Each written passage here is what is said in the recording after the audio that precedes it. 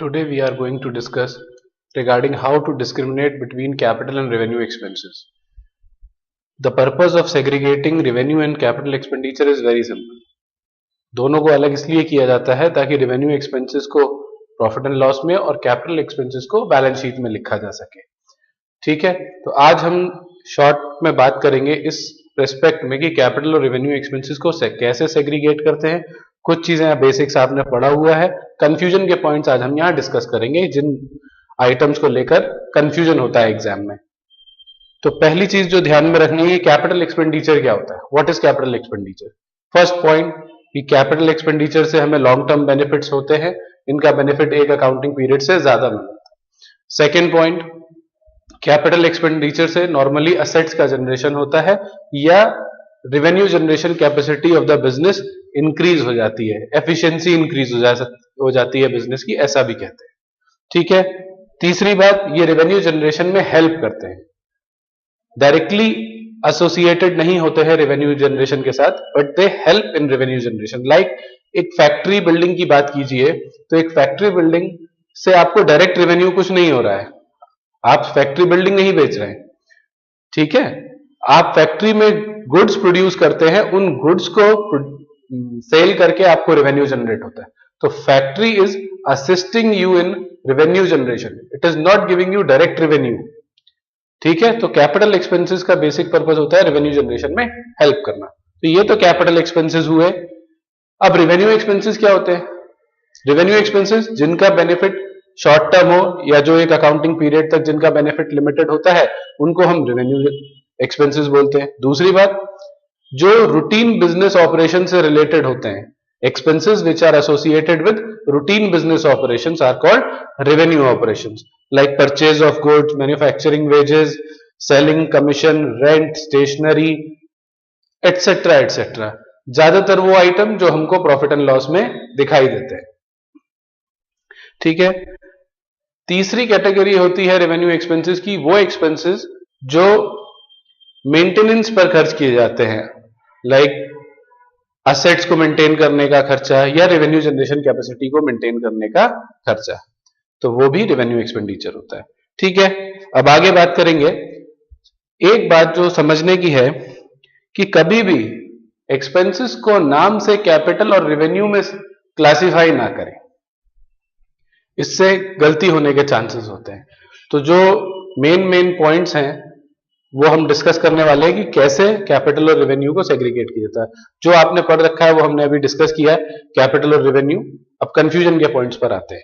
सबसे पहले ये ध्यान रखना है कि खर्चे का पर्पस क्या है और बिजनेस का नेचर क्या है। ठीक है, जैसे अगर हमने कोई एक्सपेंस इसलिए किया कि उससे हमें कोई असेट जनरेट होती है, ठीक है, तो वो कैपिटल एक्सपेंडिचर। अब ये असेट क्या है, असेट और गुड्स को कैसे सेग्रीगेट करेंगे?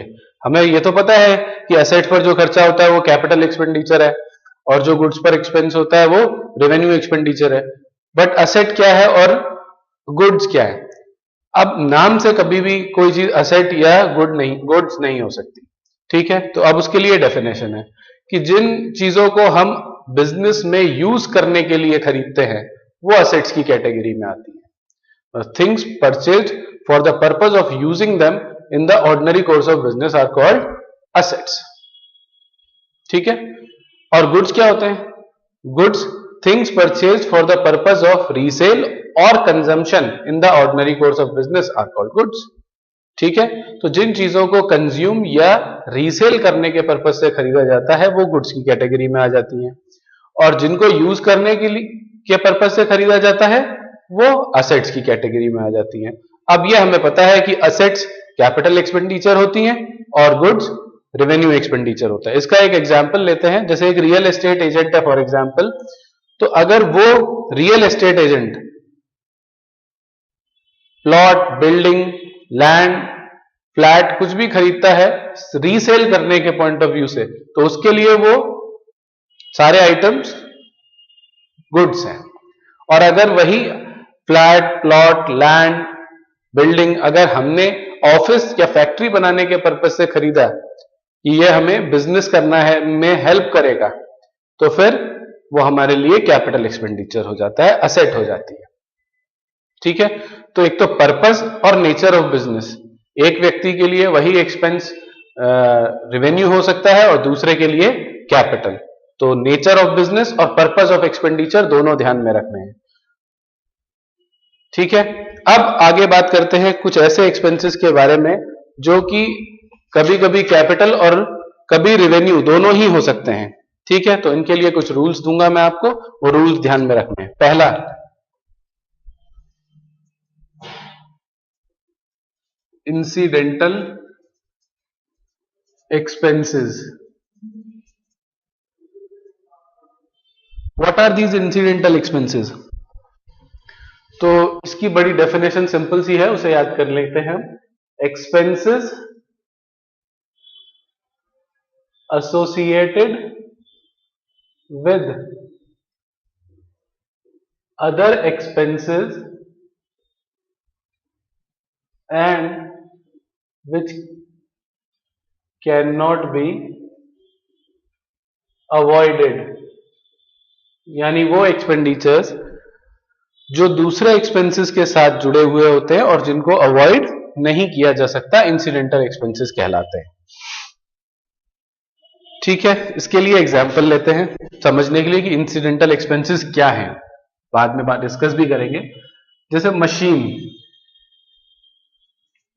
ठीक है, एक मशीन या असेट कह लीजिए, कोई भी असेट, और एक गुड्स की बात करते हैं। तो हमको पता है असेट परचेज करना कैपिटल एक्सपेंडिचर होता है और गुड्स परचेज करना रेवेन्यू एक्सपेंडिचर होता है।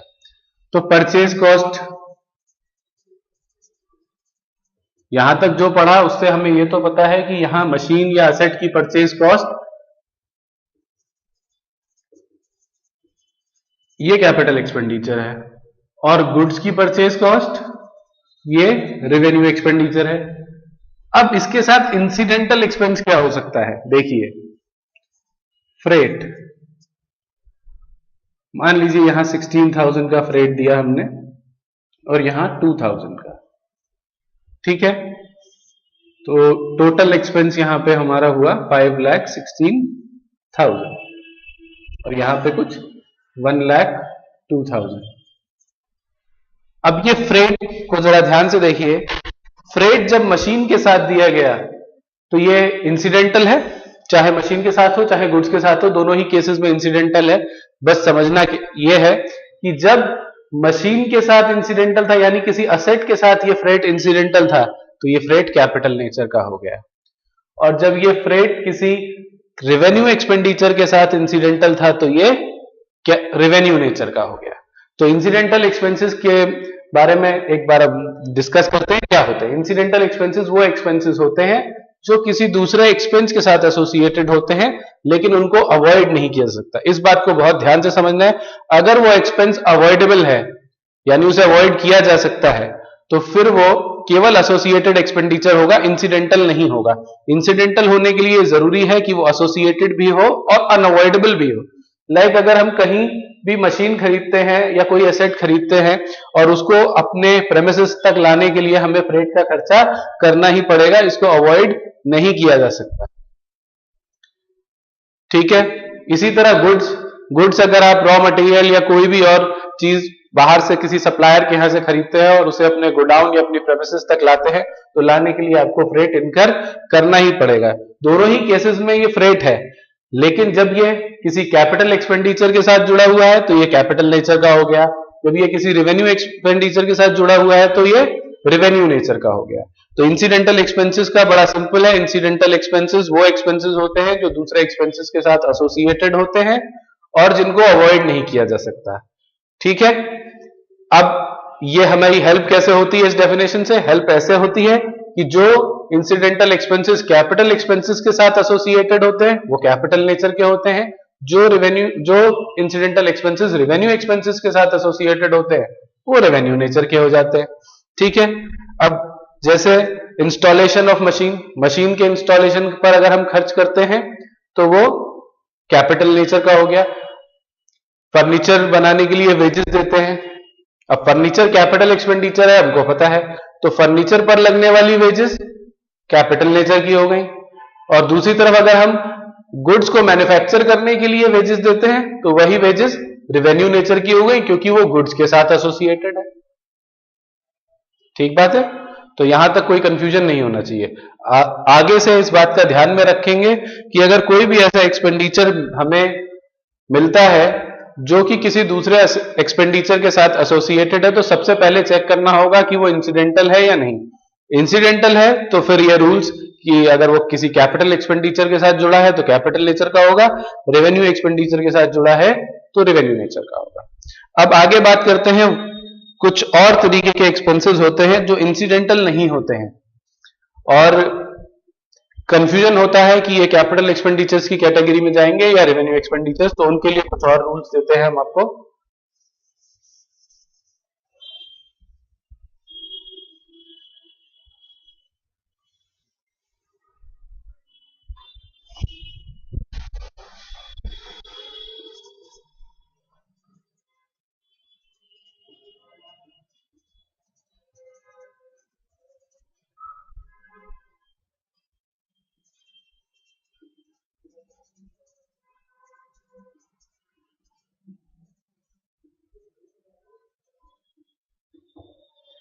All the expenses are considered as capital if they improve the efficiency of an asset or revenue generation capacity of the business।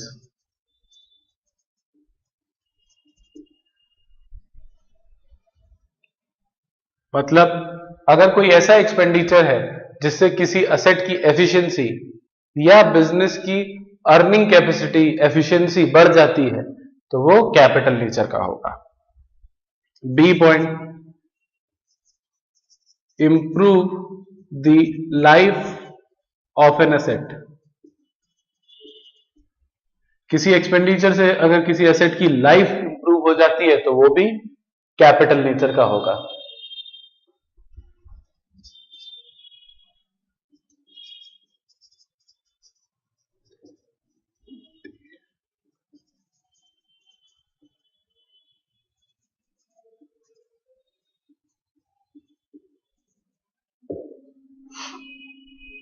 अगर किसी एक्सपेंस से किसी असेट की कॉस्ट या उसकी रीसेल वैल्यू इंप्रूव हो जाती है तो वो एक्सपेंस भी कैपिटल नेचर का होगा।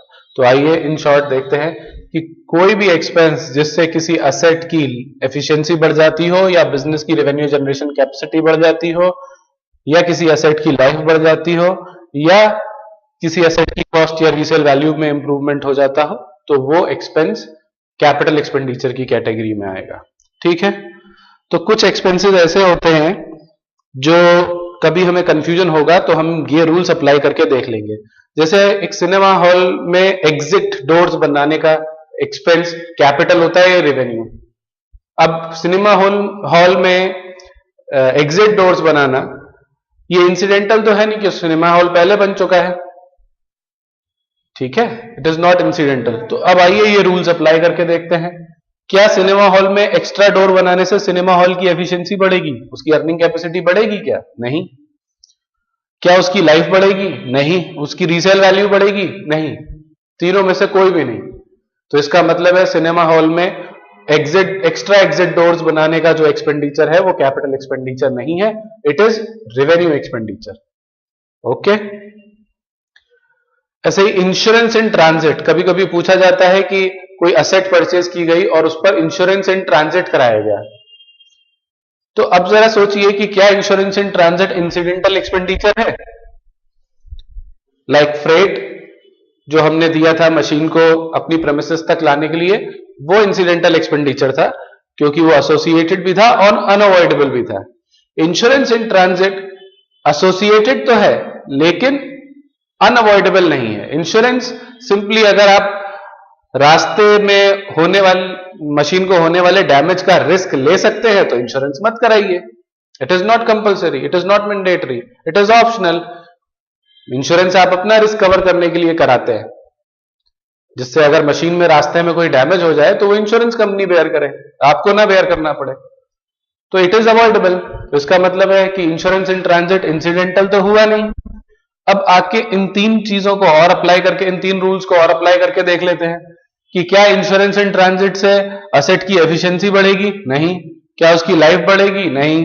क्या उसकी रीसेल वैल्यू बढ़ेगी? नहीं। तो इसका मतलब है कि इंश्योरेंस इन ट्रांजिट अगर किसी मशीन के रेस्पेक्ट में दिया भी गया तो वो क्या होगा? रेवेन्यू नेचर का।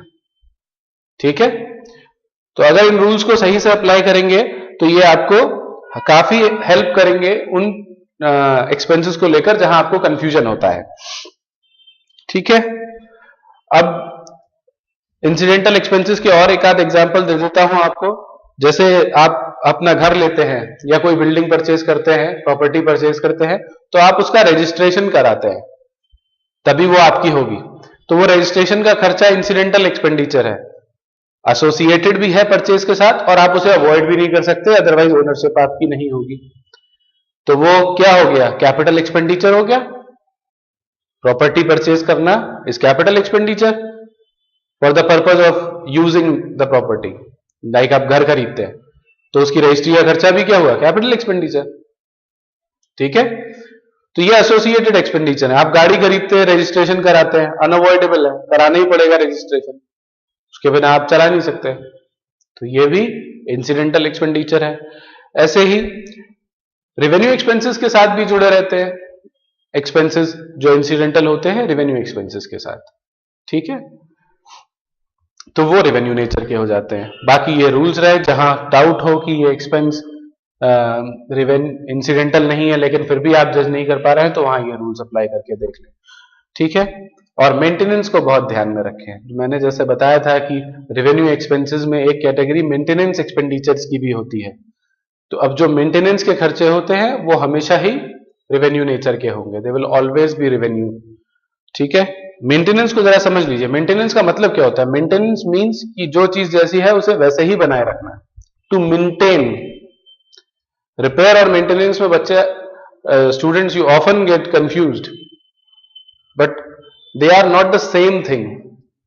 Maintenance is different, repair is different. Repair का पर्पस मेंटेनेंस हो सकता है, बट रिपेयर कभी कभी कैपिटल भी हो सकती है, कैपिटल नेचर की भी हो सकती है।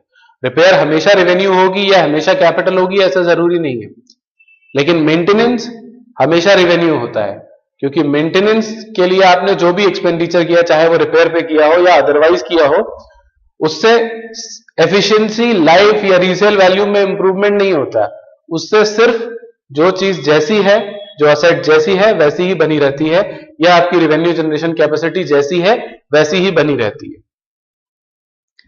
ठीक है, तो ये कंफ्यूजन नहीं होना चाहिए। लाइक हम हर साल अपने प्रॉपर्टी पर टैक्सेस, म्युनिसिपल टैक्सेस पे करते हैं, तो वो आप एनुअली पे करते हैं, तो वो क्या है? रेवेन्यू एक्सपेंसेस है।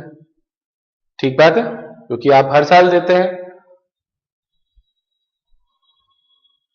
आप व्हाइट वॉश कराते हैं मेंटेनेंस के लिए, बिल्डिंग व्हाइट वॉश कराते हैं, तो वो भी क्या है? रेवेन्यू एक्सपेंडिचर है। वॉर्न आउट पार्ट्स को चेंज करते हैं मशीन के, वो क्या है? वो भी मेंटेनेंस एक्सपेंडिचर है। ठीक है, तो मेंटेनेंस एक्सपेंडिचर इसलिए किया जाता है ताकि revenue generation capacity as it is maintained रहे।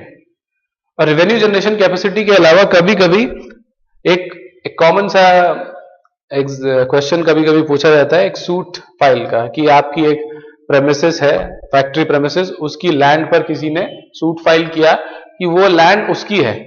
अब आपको सूट डिफेंड करना पड़ेगा, सूट डिफेंड करने के लिए लीगल चार्जेस भी इनकर करने पड़ेंगे। लेकिन अगर आपसे ये पूछा जाए कि वो लीगल चार्जेस कैपिटल नेचर के हैं या रेवेन्यू नेचर के, तब आप क्या कहेंगे? तो आइए यहां पर ये रूल्स अप्लाई करके देखें।